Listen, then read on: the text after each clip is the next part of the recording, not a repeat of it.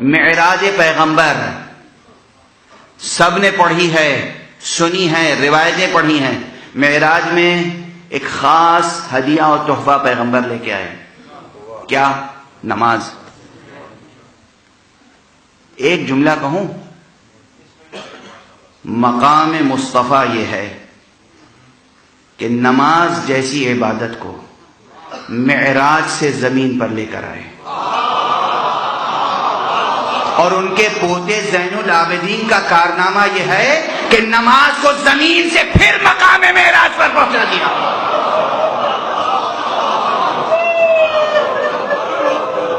اس لیے یہ ہیں زین العابدین. یہ زین العابدین ہے. کہاں سے کہاں نماز پہنچی ہے. ہم آپ کیا نماز پڑھیں گے، ہم آپ کیا استغفار کہیں گے، ہم آپ کیا تسبیح و تحمید الہی کریں گے. سید سجاد نے نماز پڑھی ہے کیسے؟ ہاتھوں میں ہتھکڑیاں، پاؤں میں بیڑیاں، کمر میں لنگر، گلے میں خاردار توق، لوہے کی زنجیروں سے اس کے علاوہ بھی جکڑ دیا گیا ہے. اور سید سجاد ہیں جو نمازیں پڑھتے چلے جا رہے ہیں. بس اب کچھ مسائل میں پڑھنے کی ضرورت ہے. بتائیے، کسی کے پاؤں میں بیڑی ڈال دی جائے، وہ ذرا تشہد کے لیے بیٹھ کے تو دکھا دے ہمیں.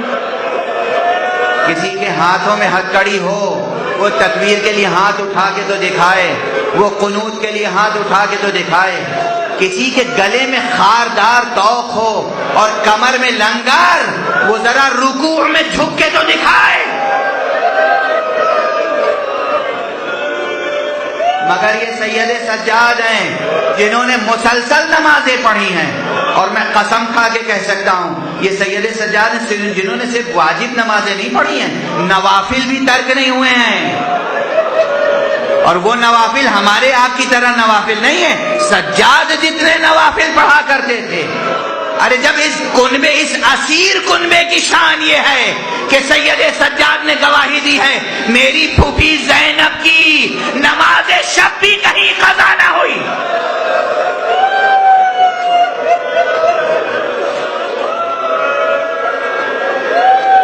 آزادارو، ایک جملہ سن لو، برداشت کر لو، اور پھر آزاداری کا ثبوت دینا.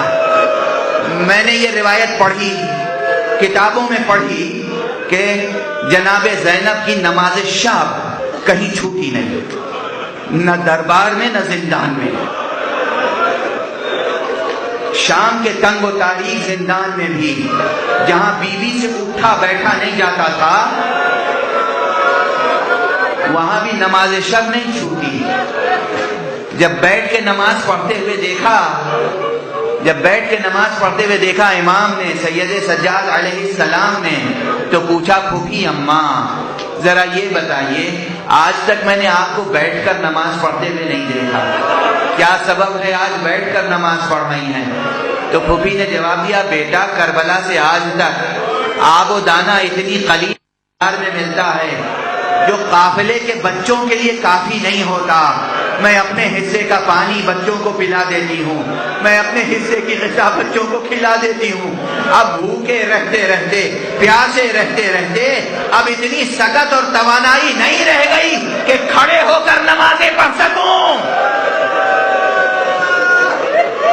سن رہے ہیں عزیز، سن رہے ہیں عزادار، میری مائیں اور بہنیں سن رہی ہیں، بچیاں سن رہی ہیں اور آپ سن رہے ہیں. نماز کی اہمیت سنی آپ نے، زینب نے کیسے حالات میں پڑھی. میں سوچتا تھا کہ نماز شب آخر واجب نہیں ہے، نماز شب واجب نہیں ہے، پھر یہ روایت میں آیا کیوں کہ جناب زینب کی نماز شب بھی ترک نہیں ہوئی. ایک روایت اور ملی، جب سید الشہداء امام حسین رخصت آخر کے لیے آئے، رخصت ہوتے ہوتے کہا، اے بہن زینب مجھے نماز شب میں نہ بھولنا. اب زینب کے لیے نماز شب حسین کی یاد بن گئی.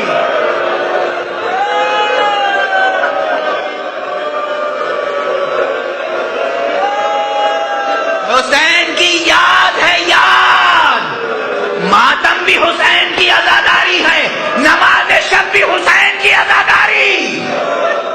نماز شب پڑھا کرو اور اس میں وہ دعا کیا کرو جو حسین کے لیے دعا مخصوص ہے. اللہم صل علی الحسین وعلی علی ابن الحسین وعلی اولاد الحسین وعلی اصحاب الحسین. یہ نماز شب میں پڑھو. نماز شب کو عزاداری کا جز سمجھو، اس لیے کہ زینب نے نماز شب کو عزاداری بنا دیا ہے.